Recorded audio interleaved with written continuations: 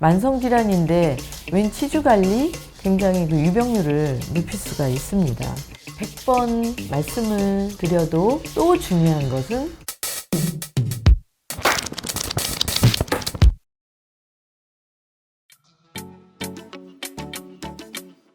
안녕하세요. 크림치과 원장 김정란입니다. 중장년층, 노년층 분들 중에 심혈관 질환, 당뇨병 같은 만성질환자 분들 많이 계실 텐데요. 만성질환 치료할 때 의료진에게 치주질환 관리를 잘 하라는 이야기 들어보셨을 겁니다. 만성질환인데 웬 치주관리? 의아하게 느껴지지만 알고 보면 당연한 이야기인데요. 입속은 세균이 쉽게 생기고 이 세균들이 혈관을 따라 이동하며 전신질환까지 영향을 미칠 수 있기 때문입니다. 오늘은 치주질환이 전신 건강에 어떤 영향을 미치는지, 어떻게 치주를 관리하면 좋은지 함께 알아보겠습니다. 잇몸 속에 있는 치주질환, 환자분들이 간과하고 모르실 수가 있는데 입안에 있는 치주질환은요, 우리 몸 구석구석에 영향을 미칩니다. 뇌졸중이나 혹은 치매 등에 영향을 미치고요. 협심증, 그리고 관상동맥 이런 심혈관계 질환을 굉장히 그 유병률을 높일 수가 있습니다. 그리고 대표적으로 치주질환은 당뇨를 악화시키고요. 당뇨가 있는 분은 치주질환을 또 쉽게 가질 수가 있습니다. 그 외에 류머티즘성 관절염의 위험도 굉장히 많습니다. 임산부들이 조산을 할 확률도 굉장히 높아진다고 합니다. 만성치주염에 걸려 있는 경우에는요, 입안의 모든 잇몸의 틈새마다 염증이 발생이 됩니다. 그게 얼마나 될까 이렇게 생각을 하는데, 틈을 모두 합해서 면적으로 치면 본인의 손바닥 크기만큼의 염증이 생기는 거고, 거기에 염증이 생긴다라는 거는요, 세균은 독소를 뿜고, 그리고 우리 몸의 면역세포들은 세균을 죽이기 위한 독소를 또 같이 뿜어냅니다. 그런 것들이 이제 염증 물질이라 그러는데요. 그 염증 산물 혹은 심지어 이제 박테리아도 조금 움직일 수가 있는데, 그것이 혈관을 타고 이쪽으로도 갈 수도 있고 이리도 갈 수도 있고 전신을 돌 수가 있습니다. 다른 질환들에 영향을 미치게 됩니다. 치주질환 하면은 두 가지로 볼 수 있습니다. 치은염 그리고 치주염, 두 가지는 조금 다른 개념인데요. 치은염이라고 하는 거는요, 잇몸 속에 뼈가 들었잖아요. 치조골. 치조골에는 영향을 안 미치고 단지 이제 살에만 염증이 있는 거가 치은염이고요. 치주염은 처음에 이제 치은염이 생긴 다음에 그게 좀 오래 지속이 되면서 만성화가 되면서 계속적으로 염증이 있으면 그 다음에 뼈를 녹이는 물질이 발생이 되면서 치조골이 녹기 시작합니다. 그때부터를 치주염이라고 합니다. 치은염, 치주염 둘 다 뭐 때문에 생길까요? 그것은 바로 세균입니다. 덜 닦인 치태, 음식물 찌꺼기, 그거 자체가 이제 세균이고, 잇몸 속 깊이가 안 닦였을 때 그 세균들에 의해서 염증이 계속 지속이 되는 겁니다. 그런데 이제 치주염을 더 악화시키는 요인들이 있습니다. 예를 들면 만성질환이나 음주를 심하게 하거나 혹은 흡연,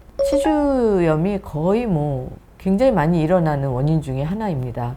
스트레스 요인도 좀 있고요.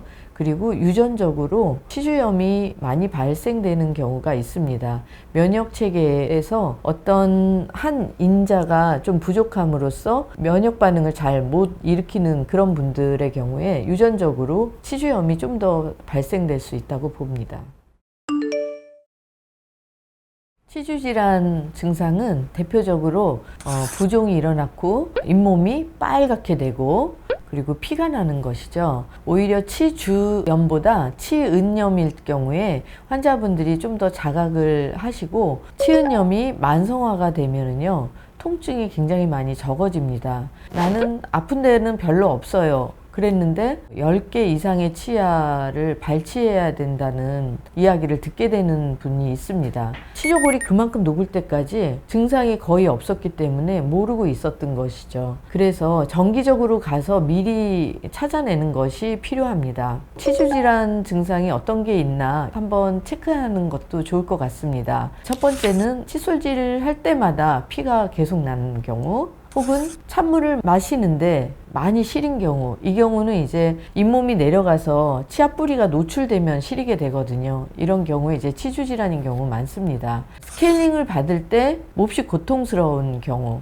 이건 어떤 의미냐면요. 치주 질환이 없는 분들은요, 치석 제거를 할 적에 뿌리를 이제 건드리지 않게 됩니다. 뿌리를 건드리지 않고 치석 제거를 하면 별로 통증이 없는데요. 치주염이 굉장히 심한 분들은 예를 들면 이제 뿌리를 감싸고 있던 치석이 떨어지니까 이가 시리게 되는 거죠. 그리고 흔들리는 치아 있는 경우, 과일을 먹을 때 이제 피가 나는 경우, 그리고 이제 씹을 때 둔한 통증이 오고 딱딱한 걸 씹으면 힘이 안 느껴지네, 뭐 이런 느낌을 받을 수도 있습니다. 그리고 만성 치주염이 있으면 입안에 고름이 많이 나기 때문에 입냄새가 난다고 얘기를 듣는 경우도 있습니다. 저는 피곤하면 잇몸이 부어요, 이렇게 말씀하시는 분들이 있는데요. 만성 치주염이 있는데 피곤하면 잇몸이 붓는 거기 때문에 피곤하면 잇몸이 붓는 분들은 만성 치주염이 있을 확률이 많습니다. 그리고 잇몸뼈가 계속 내려가면 치아 사이가 자꾸 벌어지고요. 그리고 치아가 흔들리게 되면 이들의 위치가 바뀌면서 음식물이 자주 낍니다. 이런 증상이 있는 분들은요, 치과를 내원하셔서 치주염 치료를 받으시는 게 좋겠습니다.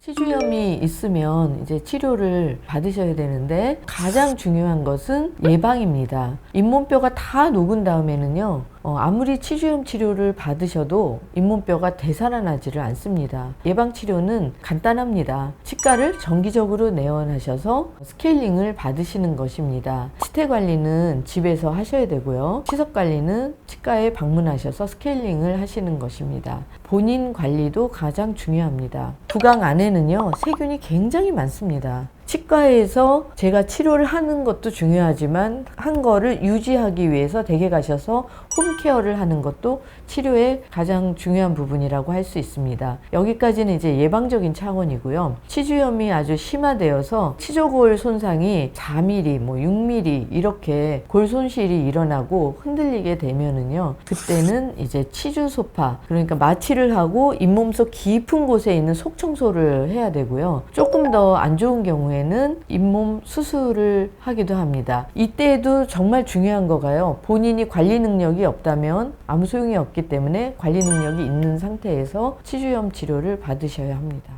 보철물이 적절한 형태로 이루어지지 않았으면 치주 질환이 잘 생길 수도 있는데요. 원인은 세균입니다. 보철물이 양치를 잘 할 수 있는 형태, 환자분이 치태 제거를 잘 할 수 있는 형태로 만드는 것이 중요합니다. 치아하고 치아 사이는 치실이나 치간 칫솔이 꼭 들어갈 수 있는 형태로 만들어야 되고요. 그거를 또한 받아들이실 필요가 있습니다. 또한 이제 보철물 크라운 같은 거가 모자같이 잘못 만들어 온 경우가 있습니다. 이제 주로 무면허 업체에서 그런 것들을 하는데요. 그런 경우에 이제 크라운 밑에 틈이 이렇게 생기게 되고요. 365일 칫솔이 안 들어가는 틈이 있습니다. 그런 곳에서는 치주 질환이 생겨서 잇몸 질환이 생기게 됩니다. 치과 보철물을 치주적으로 좋은 모양으로 만드는 것이 굉장히 중요하다고 할 수 있겠습니다. 100번 말씀을 드려도 또 중요한 것은 올바른 칫솔질이라는 것입니다. 생각보다 굉장히 어려운데요. 간단하게 말을 하면요, 칫솔모가 모든 틈들에 다 들어가야 됩니다. 치아와 치아 사이에, 그 다음에 잇몸 속 깊은 곳에 칫솔이 들어가게 양치를 하는 것이 중요한데요. 그래서 치실 사용을 반드시 권해드리고요. 치실은 적어도 이틀에 한 번씩은 사용하시는 게 좋습니다. 만성화가 되지 않는 과정에서 제거를 할 수 있기 때문인 거죠. 그리고 치아와 치아 사이 틈이 넓을 경우에는 치간 칫솔을 사용하시는 것이 꼭 필요합니다. 유전자 분석은요, 세균의 유전자 분석입니다. 입안에 있는 침을 채취해서 검사하는 방법입니다.